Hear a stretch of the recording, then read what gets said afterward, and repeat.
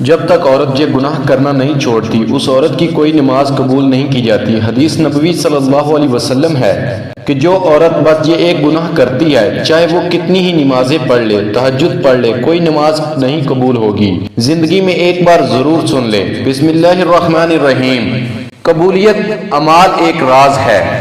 جو موت کے بعد ہی کھلے گا، اور اگر اعمال کے قبول و عدم قبول کا معلوم کرنا اتنا آسان ہوتا تو ریاکاروں اور عبدیتوں کی اتنی کثرت نہ ہوتی۔ ہاں البتہ شریعت نے قبولیت اعمال کا معیار اور کسوٹی بتا دی ہے کہ عمل کرنے والا صحیح عقیدہ ہو، عمل عین سنت کے مطابق ہو اور خلوص پر مبنی ہو، اور اپنے نیک اعمال کو برباد کرنے والے گناہوں سے بچتا ہو،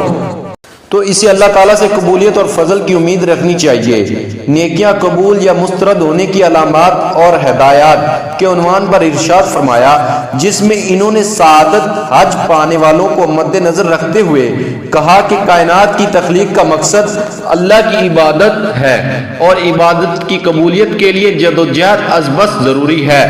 چنانچہ عدم ایمان کے باعث کافر اور منافق کا کوئی بھی عمل آخرت میں فائدہ نہیں دے گا،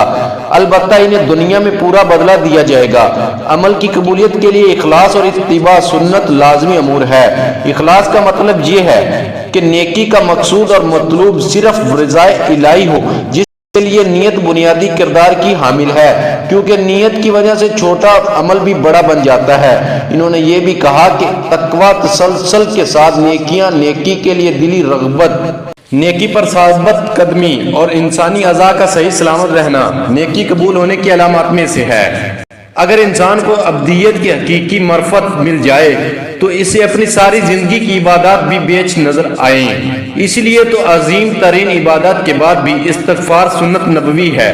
اور مومن کبھی بھی اپنی نیکی پر گھمنڈ نہیں کرتا بلکہ اللہ سے قبولیت کا امیدوار رہتا ہے۔ چنانچہ قبولیت کے لیے دعا اور شکر گزاری اپناتا ہے۔ شکر کرنے پر اللہ کی طرف سے قبولیت کا وعدہ ہے۔ دوسری جانب شرک، ریاکاری، نیکی کے عوض دنیاوی مفادات کا حصول، حالت ارتداد میں موت، دین سے نفرت، اللہ کی آیات اور آخرت میں ملاقات کا انکار، غضب الہی کا موجب بننے والے اعمال کرنا، منافقت، ہٹدری اور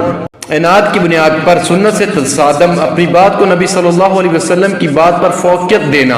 اپنی پارسائی پر گھمنڈ، نجومی کے پاس جانا، عصر کی نماز ترک کرنا، حقوق العباد تلف کرنا، تنہائی میں گناہ کرنا، غیر شرعی مقصد کے لیے کتا پالنا، اور شراب نوشی سے نیکیاں مٹ جاتی ہیں۔ لیکن کچھ ایسی عورتیں ہیں جن کی نماز ان کے منہ پر ماری جائے گی، کیونکہ وہ عورتیں نماز تو پڑھتی ہیں اور جنت میں جانے کے لیے ان کے لیے صرف نماز پڑھنا کافی نہیں ہے کہ وہ جنت تک انہیں پہنچا دے،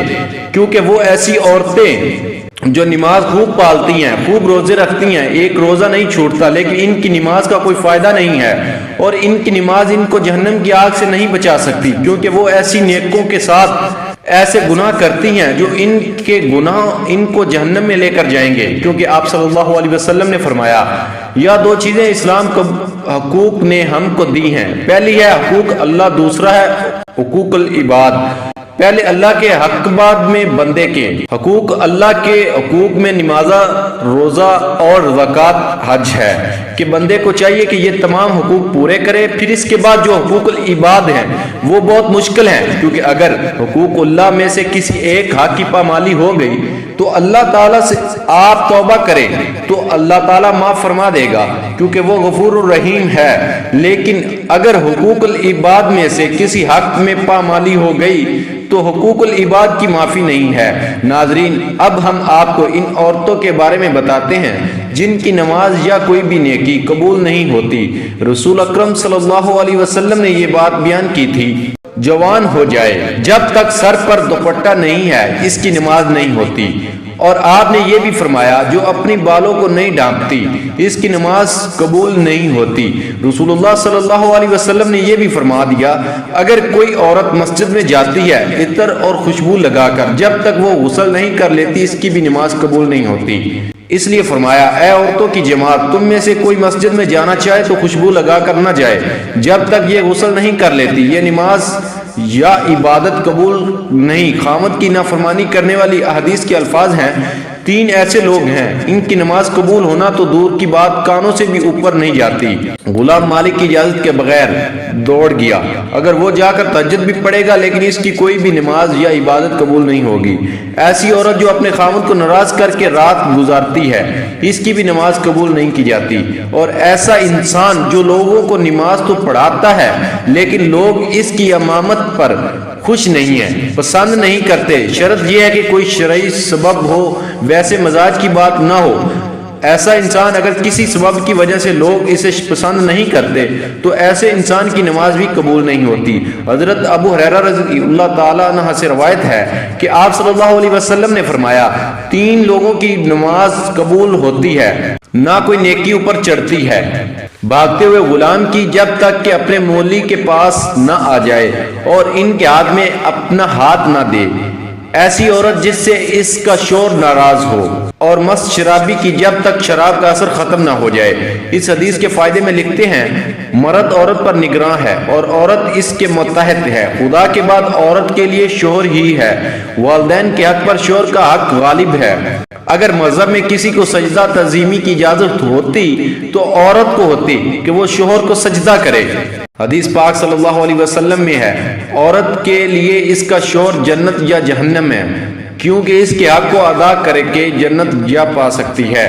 جس کا اتنا بڑا حق ہو بھلا اسے ناراض کیا سکتا ہے؟ پھر خدا نے جسے رفیق حیات بنایا ہے، زندگی بھر کا ساتھی اور معاون بنایا ہوا ہے، دنیا میں جس کے بغیر گزارا نہیں، اسے کیسے ناراض رکھا جا سکتا ہے؟ اس لیے اگر شوہر ناراض ہو جائے تو اسے راضی کرنے کی کوشش کرنی چاہیے، کیونکہ اس کے بغیر دنیا آخرت میں نقصان ہے۔ حضرت عائشہ رضی اللہ تعالی عنہا کی روایت ہے کہ نبی کریم صلی اللہ علیہ وسلم نے فرمایا، بالغہ عورت کی نماز سر ڈھانپے بغیر قبول نہیں ہوتی۔ اس حدیث میں نماز کے دوران سر ڈھانپنے کا حکم ہے، چنانچہ اگر عورت دوران نماز سر نہ ڈھانپے تو اس کی نماز نہیں ہوتی۔ عورت کو نماز میں ہاتھ، پاؤں اور چہرے کے علاوہ باقی سارا بدن ڈھکنا ضروری ہے، سینہ بند ضروری نہیں۔ ایسے باریک کپڑوں میں جن سے بدن جھلک کے نماز نہیں ہوتی، جو کپڑے ایسے باریک ہوں کہ ان کے اندر سے بدن نظر آئے، ان سے نماز نہیں ہوتی۔ نماز کے لیے دوپٹہ موٹا استعمال کرنا چاہیے۔ چہرہ، دونوں ہاتھ گھٹوں تک اور دونوں پاؤں ٹخنوں تک، ان تین اعضاء کے علاوہ نماز میں پورا بدن ڈھکنا عورت کے لیے نماز کے صحیح ہونے کی شرط ہے، اس کے بغیر نماز نہیں ہوگی۔ خواتین کا یہ کہنا ہے جب بندوں سے پردہ نہیں تو خدا سے کیا پردہ، بالکل غلط ہے۔ اللہ تعالیٰ سے تو کپڑے پہننے کے باوجود آدمی چھپ نہیں سکتا، تو کیا پورے کپڑے اتار کر نماز پڑھنے کی اجازت دے دی جائے گی؟ پھر بندوں سے پردہ نہ کرنا ایک مستقل گناہ ہے۔ جو عورت اس گناہ میں مبتلا ہو، اس کے لیے یہ کیسا جائز ہو گیا کہ وہ نماز بھی سطر نہ ڈھکے۔ الغرض عورتوں کا یہ شبہ شیطان ان کی نمازیں غارات کے لیے ایجاد کیا۔ نماز کے دوران سر کھل جائے اور 3 بار سبحان اللہ کہنے کی مقدار تک کھلا رہے تو نماز ٹوٹ جائے گی، اور اگر سر کھلتے ہی فوراً ڈھک لیا تو نماز ہوگی۔ نفل نماز تو بیٹھ کر پڑھنے کی اجازت ہے، گو بیٹھ کر پڑھنے کا آدھا ثواب ملے گا، لیکن فرض نماز بیٹھ کر نہیں ہوتی، کیونکہ قیام نماز کا رکن ہے، مردوں کے لیے وہ بھی اور عورتوں کے لیے بھی۔ اور اصول یہ ہے کہ نماز کارکن فوت ہو جائے تو نماز نہیں ہوتی، لہذا جو عورتیں فرض نماز بغیر معذوری کے بیٹھ کر پڑھتی ہیں ان کی نماز نہیں ہوتی۔ ہاں، جسم کا صحیح طریقے سے ڈھکنا ضروری شرط ہے، پونچھ تک ہاتھ کھلے ہوں تو مذائقہ نہیں، سینے پر اوڑھنی ہونی چاہیے، سجدے میں دوپٹہ نیچے آ جائے تو بھی نماز ہو جاتی ہے۔ عورتوں کا جمع ہو کر اس طرح نفل نماز جماعت کے ساتھ ادا کرنا بدترین بدعت ہے اور متعدد غلطیوں کا مجموعہ ہے، جس کی وجہ سے وہ سخت گناہ گار ہیں۔ اور نیل پالش اور آدھی آستین والی عورتوں کی تو انفرادی نماز بھی نہیں ہوتی۔ فجر کی نماز تو عورتوں کو اول وقت میں پڑھنا افضل ہے، اور دوسری نماز مسجد کی جمعہ جماعت اور عیدین کی نماز عورتوں کے ذمہ نہیں ہے۔ ان حضرت صلی اللہ علیہ وسلم کا ببرکت زمانہ چونکہ شر و فساد سے خالی تھا، ادھر عورتوں کو ان حضرت صلی اللہ علیہ وسلم سے احکام سیکھنے کی ضرورت تھی، اس لیے عورتوں کو مساجد میں حاضری کی اجازت تھی، اور اس میں بھی یہ قیود تھی کہ پردہ جائیں، میلی کچیلی جائیں، زینت نہ لگائیں۔ اس کے باوجود عورتوں کو ترغیب دی جاتی تھی کہ وہ اپنے گھروں میں نمازیں پڑھیں۔ چنانچہ حضرت عبداللہ بن عمر رضی اللہ تعالی عنہ سے روایت ہے کہ ان حضرت صلی اللہ علیہ وسلم نے فرمایا، ترجمہ: اپنی عورتوں کو مسجدوں سے نہ روکو، اور ان کے گھر ان کے لیے زیادہ بہتر ہیں۔ حضرت عبداللہ بن مسعود رضی اللہ تعالی عنہ سے روایت ہے کہ رسول اللہ صلی اللہ علیہ وسلم نے فرمایا عورت کا اپنے کمرے میں نماز پڑھنا اپنے گھر کی چار دیواری میں نماز پڑھنے سے بہتر ہے، اور اس کا پچھلے کمرے میں نماز پڑھنا اگلے کمرے میں نماز پڑھنے سے بہتر ہے۔ مسند احمد حضرت ام حمید سعد رضی اللہ تعالیٰ عنہ سے مروی ہے کہ انہوں نے عرض کیا یا رسول اللہ میں آپ کے ساتھ نماز پڑھنا پسند کرتی ہوں۔ آپ صلی اللہ علیہ وسلم نے فرمایا مجھے معلوم ہے کہ تم کو میرے ساتھ نماز پڑھنا محبوب ہے، مگر تمہارا اپنے گھر کے کمرے میں نماز پڑھنا گھر کے صحن میں نماز پڑھنے سے بہتر ہے، اور گھر کے صحن میں نماز پڑھنا گھر کے احاطے میں نماز پڑھنے سے بہتر ہے، اور احاطے میں نماز پڑھنا اپنے محلے کی مسجد میں نماز پڑھنے سے بہتر ہے، اور اپنے محلے کی مسجد میں نماز پڑھنا میری مسجد میں میرے ساتھ نماز پڑھنے سے بہتر ہے۔ راوی کہتے ہیں کہ حضرت ام حمید رضی اللہ تعالی عنہ نے